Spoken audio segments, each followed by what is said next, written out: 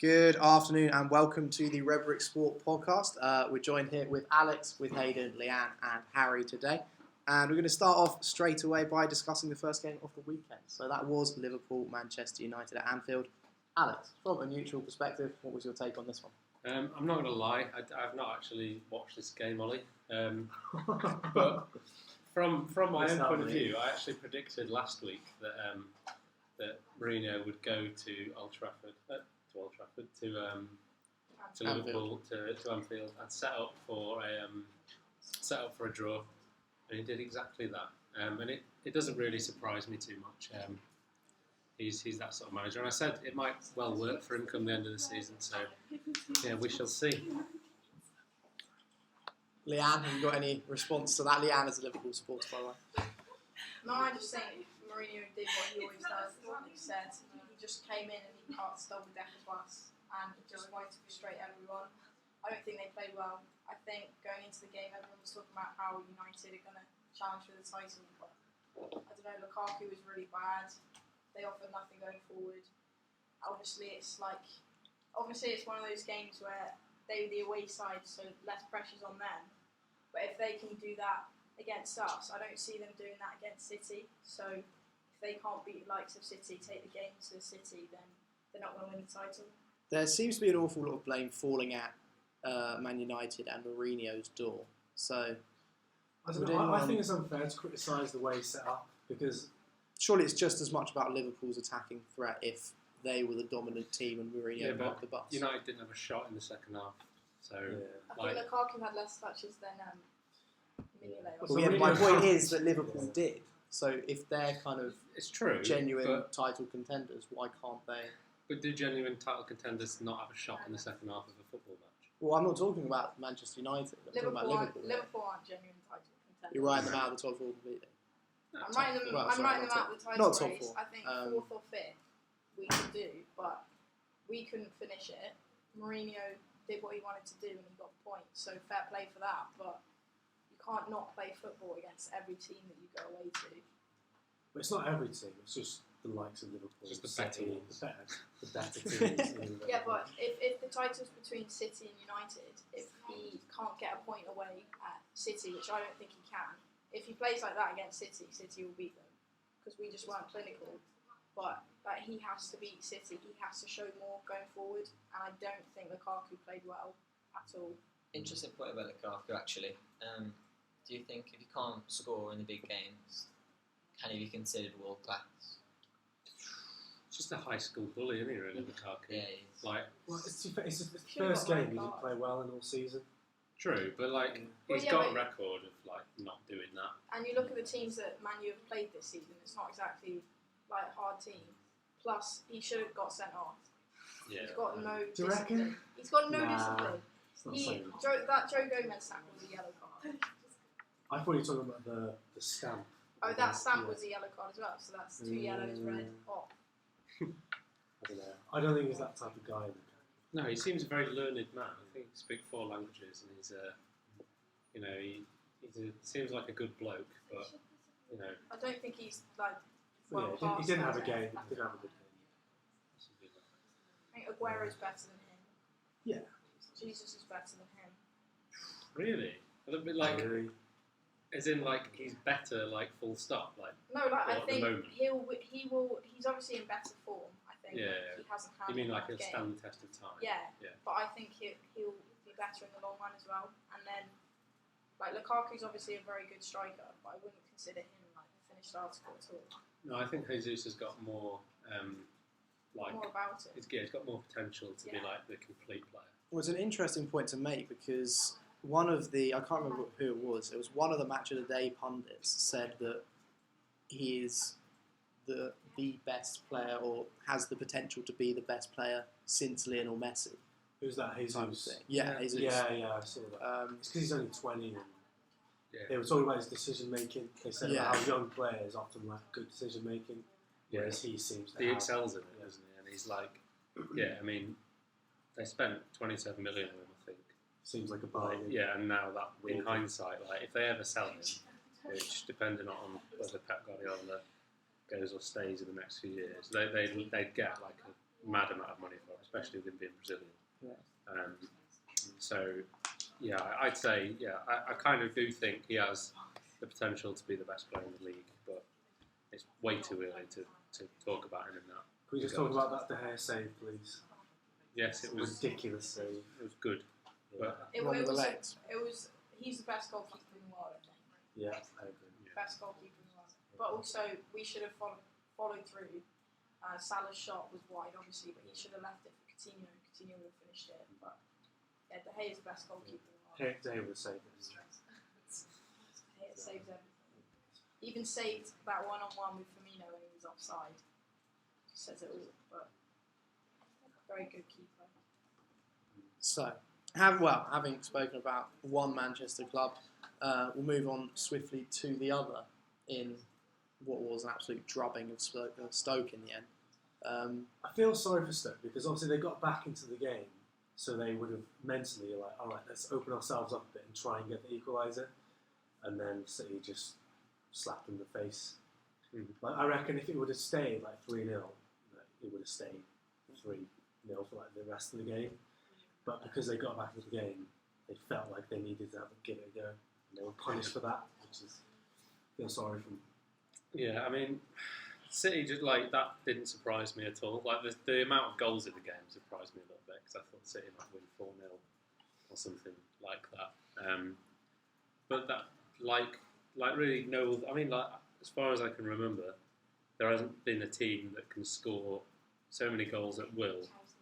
Perhaps weirdly, apart from Brendan Rodgers' Liverpool team. Like as much as that sounds funny in context, they did score so many goals, and they were a free scoring side really. Yeah, like City haven't scored less than 5 goals since the start of the season. Yeah. And Stoke are usually a team that's really good at defending, so it was a little bit just like, it was a big statement to make. Obviously it's against Stoke and they should have won anyway, but 7 goals in a Premier League game, you don't see that very often. Exactly. I think they are the team to beat. They're the pace setters, definitely. Absolutely. Well, I think that's an open and closed issue as far as I'm concerned. But then other talking points from the weekend came up in some of the lower down teams. So, I mean, we've got the Watford Arsenal game. I want to start with the West Ham controversy against Burnley. Andy Carroll being sent off. Anyone see those 2 yellow cards? What do you think of those? I think the first one was unlucky. It was a yellow card, it was unlucky, but it's what strikers do. You need to get your elbows up to elevate yourself. But the second one was just stupid from Carroll. Like, he ran for about 20 yards, didn't he? It's just, use your head, mate. Literally as well. You know what I mean? It's just, he didn't need to do that. It was ridiculous in the circumstances, yeah. Like, you're already on a yellow. It was 93 seconds or something between the 2 offences. So. Yeah, it's definitely... Yeah, I thought the second one could have been a red card, to be honest. It was quite bad. On its own. Yeah, Yeah, but definitely to get like sent you off see them give like 27 minutes into a game, that's just ridiculous. And it just like bodes the question, like what are West Ham doing with Carroll? Because he gets injured so much, he doesn't have the discipline, he doesn't score goals anymore. So yes, he can hold up the ball, but if you're only on for 27 minutes and you cost that much money, I just don't see the point in keeping him much longer, to be honest, if he keeps it up. There was one, another, I think I saw a match of the day. They said a silver lining of the ban from Carroll is that obviously they can't select him. So they kind of they have to go about another method rather than just long ball to him. So how do you see West Ham's chances going into the end of the season? Because they conceded late against Burnley. I like West Ham as a team. I just think that they're like a team. Like Bilic has bought the players he's bought to make a statement rather than with a plan. So like Arnautovic is probably like the most frustrating player in the Premier League to watch. And when he was young, I remember he went to Inter Milan and he was compared to Zlatan Ibrahimovic initially because he played up front at the time. And since then he's had to go out into the wing simply because of his inconsistency. Because you can't trust him to play up front. Players like that. Hernandez is proven Premier League for me. Like if Hernandez was playing for Arsenal, I would be fully backing that as a signing. I think Bilic's time is running out, regardless of whether they do okay this season or not. I think they'll probably aim to replace him at the end of the season, come rain or shine. So on to, well, I mentioned it earlier, Watford Arsenal and Richarlison. Oof. Your He's opinion a- on that? So I stopped watching as the penalty was given. So I didn't see any of the replays, but I've heard like most of Arsenal Twitter is up in arms about this. It's quite a significant piece of Twitter to be up in arms. Isn't it? Yeah, well, it's half off Twitter.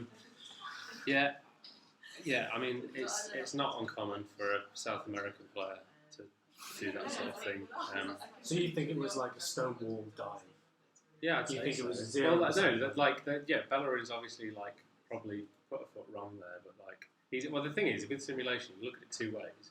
You can not allow the player that you're marking to even be able to simulate, as in, so don't be physical with them, step off. Obviously, that might have other consequences, but at the same time, you have to consider how it might look to a referee who's judging it. Like you've got to. I wouldn't blame the referee for giving. No, that. I wouldn't From the either. angle he was, it looked like a penalty. Yeah, and Richarlison dived quite nicely, sort of away from the It challenge. was a very skilled dive. Yeah, but that's part. Like the thing is, we don't understand from a football purist, like English person, all about the passion side of the game. We don't understand that South American football, things like that are not treated as a skill, but they're treated as a natural part of the game because everyone is trying. Like if you're trying to win, that's like a rational thing to do, isn't it? To try and simulate. If the consequences are not there. No Watford fan, no Watford players are going to complain about what Richarlison did. No, exactly, because it won them the game effectively. I mean, put them on the front foot, and they went on to win. Straight after Ozil's miss, Yeah, if Ozil could have buried that. I don't want to talk about Messi anymore. I'd rather him just leave. Just go to Barcelona, wherever you want to go in January, and just Take 50 million for him. I don't care what we get for him. I'd rather him just go on free, 5 million? just out of principle. Yeah, 5 million. Sam's a Villa, 5 million. All right, Oh, we've got Jack Grealish. We'll shake on that. Yeah, similar players. Yeah, no work rate. What do you think about the comments? I think it was John Cross said something like, "Without Alexis Sanchez, Arsenal are on the table." Well, without going into too much debate about John Cross, he makes a point, but like it's just not true. That's like, not true. well, we drew away at Chelsea without Alexis Sanchez in the starting lineup, so things like that. Like I see where he's coming from. The goals last season, if we didn't have his goals and assists last season, we would have been like probably 10th or lower, perhaps. But at the same time, like, yeah, he's talking about if you remove Sanchez, but like they wouldn't remove him and not replace him, so it's an irrelevant argument anyway. Because what we do is we just replace him with someone like Thomas Lemar, who would then not fill his shoes, but So you're going to We've get got to Lacazette though. like I said, it's weird. I'm not sure about that. He scores at He home. got taken off quite early, didn't he? Yeah, he's I think he's finding his feet still. He just needs to sort of get to grips with the Premier League still, and he's quite small. He's only 5'9", so like he's not really a target man. So he needs to have the ball at feet, and I don't think with Mesut Ozil in behind him, that's actually the best combination. I think like he thrives with like a Giroud type of player instead. Yeah. I just don't think Arsenal are like. No disrespect, but I just don't think Arsenal are that good anymore. I don't think they've got the hunger or desire in any of their players. We've lost the sort of the Arsenal style of old. Yeah, like Troy Deeney said something about it. They're like I mean, the cojones. He basically, like, you've just got no aggressive player in the centre midfield. Xhaka for the goal literally was just stood on the edge of the But area. you can find so many clips of Xhaka doing that, though. And it's like, I think it's symptomatic of the sort of the philosophy or the ideology at the heart of Arsenal. Like, I know today Wojciech Szczesny's come out and said that basically he only improved as a goalkeeper once he left Arsenal, and I feel like a lot of the time the players that we have at Arsenal are they're as close to being the finished article as they could be, and they just sort of tick over. And we don't really have that many players who go on sort of like a meteoric rise, really. I mean, we've got a few academy players, like Bellerin has done well to be in the starting lineup. But yeah, I do think there's something at the sort of the heart of Arsenal that is fundamentally wrong. Is it Wenger? Yeah, I think, well, when Wenger came in, he was ahead of his time, now he's behind. And that is essentially what it comes down to for me. Like that. You mentioned another London club in that little piece. Well, two London clubs that had a game, Chelsea. I don't particularly want to talk about this one, but yeah, I'm going to have to, because it was obviously the upset of the weekend. The last podcast, everyone sat around, wrote Palace off completely, said that they were a disaster show. So, does everyone think Palace are going to stay up now? Because they've beaten Chelsea. I don't know, but it shows. Well, I'm throwing it out there that it shows some gumption that they haven't kind of previously exhibited, if you know what I mean. And what is wrong at Chelsea? That's two very hard debates to go about. Yeah, Palace is weird. Like, the thing is, like, you've always got the January transfer window, and like, as silly as it sounds, like I said last week, they were only like, what are they, like 2 points off being out of the relegation zone now, and like, yeah, it's unprecedented to not score any first 7 games, but at the end of the day, like, records are there to be like sort of smashed out of the way, and if they can, like, and go and do it, it's not like because of that record they're not able to do it. It's just most teams that have that record don't. Do you think it's saying anything about Roy Hodgson and the kind of opportunities he I had mean, over the international break, or perhaps? I mean, is that a tenuous link? no, to make? Roy's always done well with the underdog clubs. West Brom, he organised the defence brilliantly at West Brom, and they ended up beating quite a lot of the big boys there. Yeah. And the Hawthorns really became like a fortress for them. Obviously, we all know what he's done with larger outfits. But we don't need to go into that because it's irrelevant to the discussion for me. Like, you're not managing, like, the best player he manages is Wilfried Zaha, and Wilfried Zaha. That's okay. Well, okay, but I mean, yeah, okay, fine, Yeah. but I get your point. like, I think he does well with worse players, and he's over his whole career. Like, the 3 teams he's managed that have been reasonably good have been Inter, Liverpool, and England, and he's done rather badly with all of them. But when he's like Fulham, Europa League final or UEFA Cup, I think it was the last season of the UEFA Cup. Like, you know, you can't really argue with it. Like, they're similar sized clubs, and he did well. So I don't think it was up to Roy Hodgson at the weekend. I think it was just Zaha being Zaha. He's obviously their best player. Sorry, but it's not Benteke. Mate, But I just think- Liverpool ruined his career. I just think Palace are going down anyway. It's obviously a great way to kickstart your season, but they're so reliant on Zaha and Benteke when he's fit. Sacco, don't know what he was doing in defence, doing a back heel or something. When To they be were fair, 2-0 he up. assisted the goal though, didn't he? Yeah, that was good, but it was like that was the exact reason he got sold by Liverpool, because I don't know why you would ever do a back heel in your own box. didn't he when have you're really winning. good stats at Liverpool though? Yeah. They're like really like good pass accuracy and defensive stats. So it's just like, but he looked like an He absolute just looks donkey. really clumsy on the ball. Yeah. So But I don't think Chelsea were very good, which obviously helped. I actually think Sure. you should give Hodgson credit because what he's done is he's put Zaha more central and Chelsea's back 3 as it is. Yeah. They couldn't handle it. So he's moved the wingers inside and that seemed to just... Like, Palace have got a good team on paper, haven't they? Like Zaha, Townsend, Benteke. Goodbye. I forgot Kabad played. Yeah. He scored. Did he? Well, it was no Yeah, goal, that was wasn't their it? first goal. Well, I mean, own it goal was from like, Anthony yeah, it was Quetta. an own goal. Yeah. Wow. Like, Palace should not be going down on paper. No, they should be top 10 on paper, really. As bad as that sounds, they should be. Like, Hardew's just run a mark at Palace. So, like, if Hodgson can galvanise these top 10 players, yeah. then why can't Palace stay?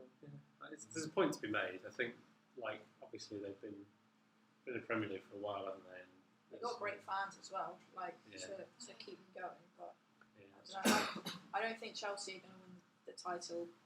I must say. No, I think that's an unrealistic. second season But syndrome. if you look at their team, I mean, Kante's out for 6 weeks now. That's quite a big blow. But you've got a really, really good team there. Hazard hasn't really kicked on this season yet. Morata's been very good, but I think he's injured. Morata's he's out at the moment, but I think he's hopeful for Roma on Wednesday. But then again, do we have, like, obviously Batshuayi started at the weekend. without Morata up top and arguably Kante in the middle, do Chelsea have the kind of depth of their squad to rotate and it not affect them too much in that way? Are they good enough to fight on multiple fronts? Yoko or whatever in centre mid, so he's alright. You've got a very good defence, good goalkeeper. I mean, Courtois makes a couple of errors now and then, but there's no reason why you shouldn't be up there. I just think when you played Man City, their counter-attacking ability, like Chelsea just don't have that. And I think that's just the progression of the Premier League, and Chelsea just needing to kick on a little bit, and they just haven't done it yet. But like people calling for Conte's head after the game because Chelsea lost, it's just. I think Conte might call for his own head soon. He's had that record like with Juve when he didn't get the money. I thought he'd leave. I After they think lost that's against down to the board though, because there was a lot of talk about like he couldn't bring in players. Yeah, exactly. I think he might. I think he might walk. I think he's always been a short-term.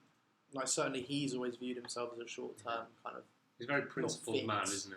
But yeah, and he's the sort of guy who wouldn't. For me, he wouldn't like. He wouldn't ask to. He's the sort of guy who wouldn't ask to be fired. He would just leave and forget about the. So a lot of managers are focused on severance pay. Yeah. He's one of those managers who would go without to just be back. Yeah, no, I don't think his like fulfilling his ego is his issue. But it's definitely a tightrope at the moment. I think anyone who does call for Conte's head isn't kind of you say a proper Chelsea fan, but you'd find very, very few people who are blaming him for a performance like that solely in the light of what he's done. So it's not really one that I would personally hold with much regard. I think we're going to take a break there. Okay, and we're back again. We're going to focus on Sunday's games now, starting off with Everton. And I believe some of our panel have some vested interest in Ronald Koeman's future. Yeah, Koeman is. I just don't like the look of him first. Just don't like the look of him. He was an incredible footballer, and I think that carries into his management. And he's like one of the. He's not very humble. So you think he's a bit full of himself? I do, yeah. I think he needs to tone it down. Bearing in mind his managerial record, besides Southampton, really isn't that good. I think he's managed Valencia, and then he had a massive gap, managed the Netherlands for a bit. Yeah. You can imagine the way he manages. Yeah. I've heard, I can't remember where I heard it, but he's not very personal with the players. No, he doesn't talk to them. Yeah. And when he got, when Josh Sims scored, I don't think he scored. He might have assisted a goal. For Southampton away at Everton or something, and Koeman Koeman refused to talk about him, but also said that he didn't know who he was. Oh, really? But that's probably Southampton's best youth player, and you don't know who he is. It's Koeman comes across to me as one of those people who, in the Harry Redknapp vein of manager, who spends his week playing golf, rather than thinking he should be managing Barcelona. Yeah, because he played for them and he scored 200 goals from centre back. It still doesn't mean that that he's got the right to. And the whole thing with Nias as well. Nias didn't get a locker. Yeah, you hate that. Well, yeah, because it's so disrespectful. It is, and at the end of the day, what goes around comes around. Koeman will soon find himself out of a job on the managerial scrap heap, and that's good. Plus, he said after the draw against Brighton, he said he hoped his side would gain confidence from the draw. Because you're in a bad patch when you're happy with a draw against Brighton. But they spent more money on a player than Liverpool have, so that's what all their matters. fans were saying how they were going to win the league because they'd spent more than Liverpool. And Sigurdsson's a good signing, but I don't think the manager gets them to play the way they need to play. No. They need a good striker, not Wayne Rooney, who's got no legs. Sorry if anyone likes him. But I just, He's my favourite player ever. Yeah. So do you think it is a case of seeing what Mr. Moshiri brings up in the transfer market, or No, I is think it a coaching they issue? need. Yeah, I think it should just bin Koeman now. To be honest, it's not transfers because he spent all the money. So he just. I think he doesn't know what he's doing. I mean, just picking up on what you said about the whole striker thing, they have got Duncan Ferguson in as He's one of suggesting their- that he becomes a striker. Get on me.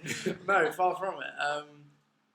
But if a player like him, or an ex-player like him, can't work out what they need up front, then True, that's probably why they went for Wayne Rooney, because he's just a goal scorer. So they thought, okay, we don't Is know what's Rooney wrong. playing as a striker? Yeah. I assume he's playing in that sort of. Attacking No. midfield. Yeah. But like they've got for the players they've got, they should be doing a lot better than they are. So They it's should. definitely down to man management and just tactical. I don't think they've got enough pace in their team either. But I don't think Coman will last very much longer. Coman, however you pronounce it.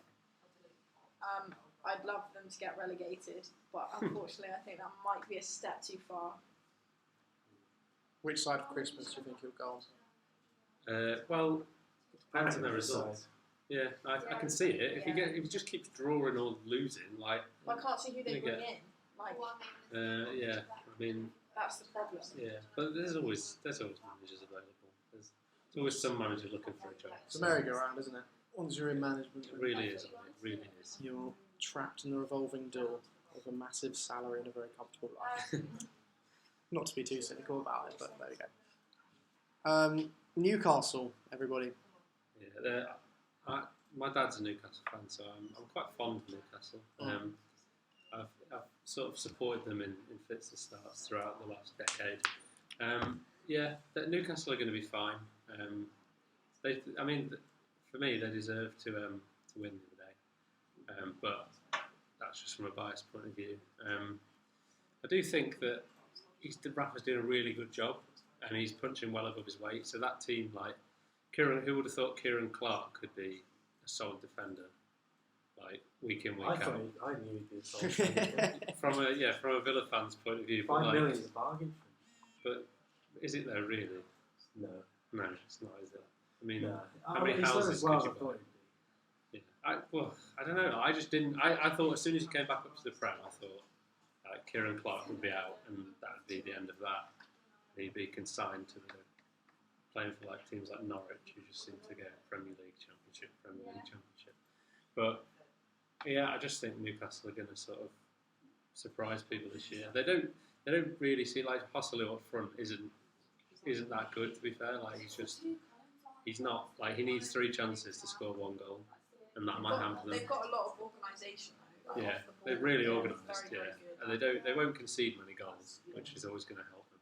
It just depends on if Joshua Shelby can like Stay on the pitch yeah, long enough. keep himself in check. But they've got a decent squad and a very, very good manager. So I think they'll do all right, and they won't be in the relegation battle. So that's a positive Yeah. season.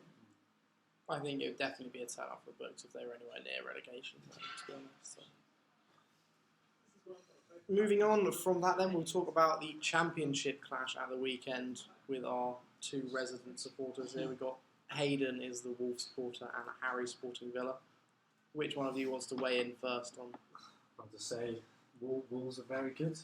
If there's any other team, if it was like Derby, we're doing well, I'd be like, sounds they're going to win the league. They're like a very good outfit. So it shouldn't be this different with Wolves, just because like there's the Derby. It wasn't really a case of Villa not playing very well, because they set up probably in the right way. Go there and like play slight defensive and just try and hope Codger does something special. But Wolves controlled the game and won rightfully. Yeah, I mean, we've played 12 teams this season, and I think nearly every team after the game said we're the best team they've played in the league. You lost extra card. Yeah, That was because That's I think 3-2. there was like more of a physical. Yeah, that was a physical game. and they bullied you. Yeah, they bullied us and they did the long ball tactic. And got lucky, I suppose. But Connor Cody, some player, Liverpool born and bred. He's He's the one carrying you at the moment. Wolves' answer to in our Steven system, Gerrard. we do need centre backs that can pass the ball, so it makes sense for him to drop back. and Is he play playing there. centre half now? Yeah. Well, I watched him at right back against Crewe in pre-season a year ago, and that was interesting. But why not?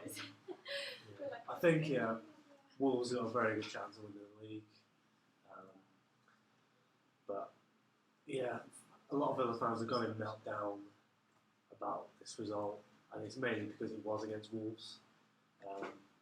But at the end of the day, if we beat all the average teams, we should still go up, and I'd take second all day. Even if it was Birmingham and finished first. I think Wolves' manager though is quite good because he doesn't do like press conferences, does he? He just sort of, he's very, very quiet. He doesn't like them. He doesn't like to talk to the media that much. He just keeps himself to himself. I think it's interesting he was a goalkeeper as well. Yeah. You don't see that very No, often. not very many managers. Yeah. But he was he the? I think he was the manager at Valencia before Gary Neville. Oh, really? So if it all goes wrong for Nuno at Wolves, you expect to see Gary Neville at the Molyneux. That'd be nice. Yeah. But the proper derby's on the 29th. That's the proper derby. Very good. After that, we will take another break and be back with you shortly. And that's all from the Redbrick podcast today. Thank you very much for listening, and